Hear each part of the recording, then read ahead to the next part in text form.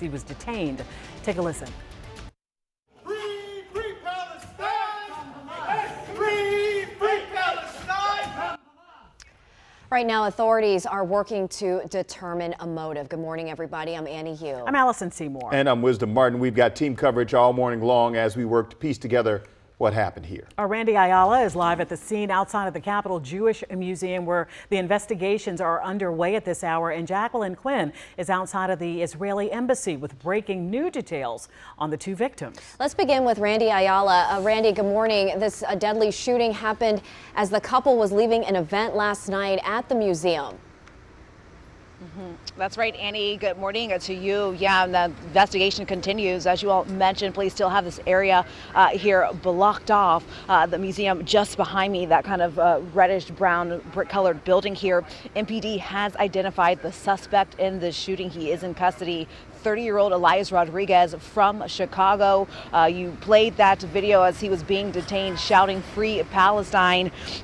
We do know that he was detained right after that shooting. DC police say he walked up to a group of people, 4 people, and then shot a man and woman, a young couple. They were here at the museum for an event. They were leaving when that shooting took place. Both worked at the Israeli embassy. According to police, Rodriguez was pacing outside of the museum, just pacing back and forth before opening fire.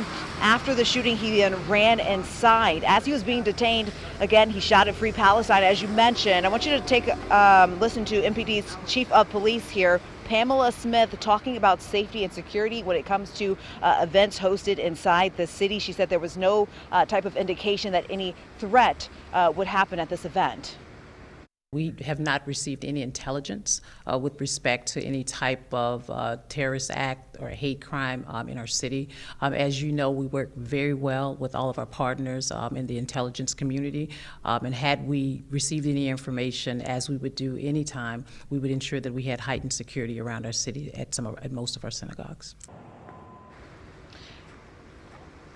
And right now, it is unclear what charges Rodriguez will be facing. We do know, again, he is in custody and has been since right after that shooting. The FBI was questioning him early this morning, around 1:15. That interview was still going on. So we're still waiting for additional details here. We'll keep you posted when we learn more. But we do know that both DC police and the FBI are investigating this. Guys, back to you. Randy, thank you. Now we shift our focus to the victims at the center of this deadly shooting. Jacqueline Quinn live outside the Israeli embassy in Northwest D.C. this morning. Jackie, we are learning new details about the couple who died. Good morning.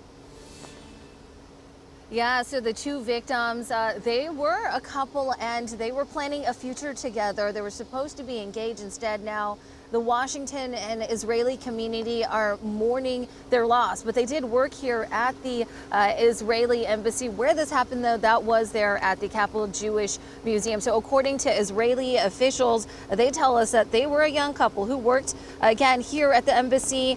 We have their pictures. They were released just about over 3 hours ago. It's Yaron Lashinsky and Sarah Lynn Milgram. And again, they talked about that they were about to get engaged. The couple that was gunned down tonight in the name of Free Palestine is a young couple about to be engaged.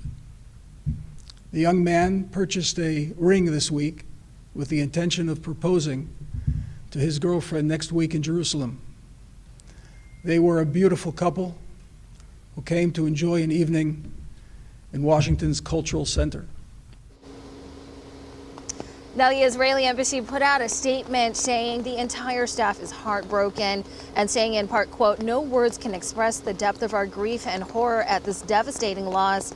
Former Israeli ambassador to the U.S., Mike Herzog, tells Israeli Army Radio Sarah is an American and Yaron is from Israel. Now, Israeli and U.S. leaders are also pledging to support the victims of the families of the victims and to increase protections around Jewish institutions. Again, we're looking into what led up to this shooting and learning to learning more about the two victims. Back to you, Allison. All right, Jackie, thank you so much. And this making headlines around the world, as you might imagine, and of course right here at home as well. Let's take a look at some of the reaction pouring in to the newsroom now, starting with President Donald Trump. He took to Truth Social overnight saying, quote, "These horrible DC killings based obviously in anti-Semitism must end now. Hatred and radicalism have no place in the USA. Condolences to the families of the victims," end quote.